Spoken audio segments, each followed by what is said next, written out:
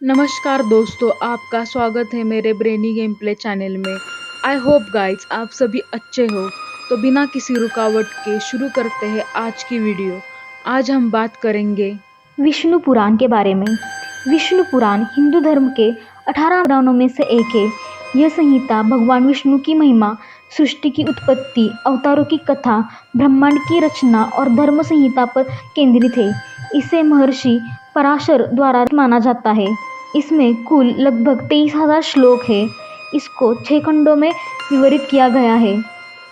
सृष्टि की उत्पत्ति, भगवान विष्णु के अवतार, राजवंशों का विवरण एवं धर्म की नीति के बारे में इसमें लिखा गया है। पहला खंड यानी सृष्टि की उत्पत्ति।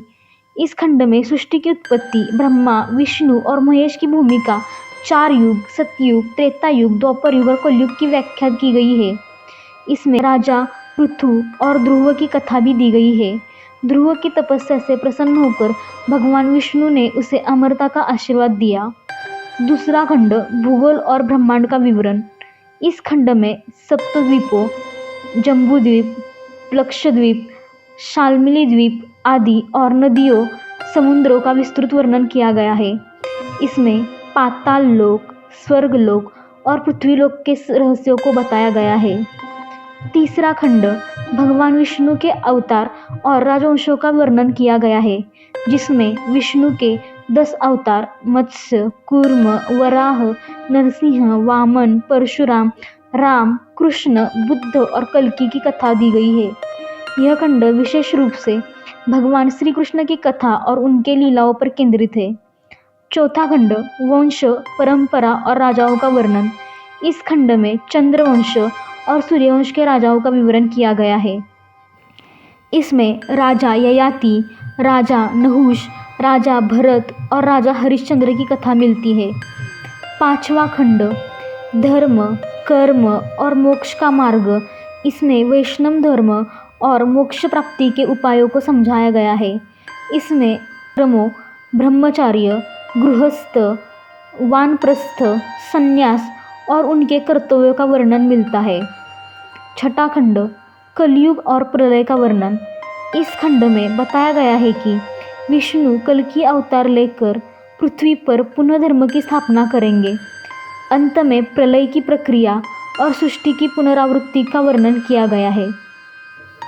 विष्णु पुराण के महत्व। भगवान विष्णु की महिमा। इस पुराण में विष्णु को सर्वश्रेष्ठ देवता के रूप में दिखाया गया है। धर्म और कर्म का महत्व। अच्छे कर्म करने वाले को स्वर्ग और बुरे कर्म करने वालों को नरक यातना भोगनी पड़ती है। कलयुग का प्रभाव। यह पुराण विस्तार से बताता है कि कलयुग में अधर्म कैसे बढ़ेगा और समाज में नैतिक मूल्यों की हानि कैसे होगी।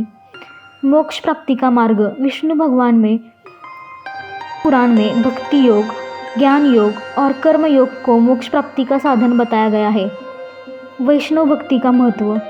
विष्णु पुराण में भगवान विष्णु की भक्ति को सर्वोत्तम साधना बताया गया है। पुराण का आध्यात्मिक महत्व। यह पुराण न केवल धार्मिक ग्रंथ है, बल्कि यह जीवन जीने की कला भी सिखाता है। इसमें नैतिकता, नीति, धर्म, कर्म और आध्यात्मिकता के उच्च सिद्धांत दिखाए गए हैं। विष्णु पुराण में यह बताया गया है कि भगवान विष्णु सृष्टि के पालन करता है और जब जब अधर्म बढ़ता है वे अवतार लेकर धर्म की पुनर्स्थापना करते हैं। विष्णु पुराण हिंदू धर्म का अत्यंत महत्वपूर्ण ग्रंथ है, जो विष्णु भक्ति का धर्म, नीति, कर्म और मोक्ष की गुण व्याख्या करता है। यह पुराण हमें सिखाता है कि जीवन में धर्म का पालन कैसे करें और कलयुग के प्रभाव से बचने के लिए विष्णु भक्ति का मार्ग कैसे अपनाएं। आई होप गाइज आपको मेरी आज की वीडियो पसंद आई हो। अगर आपको मेरी वीडियो पसंद आई हो तो वीडियो को लाइक करो।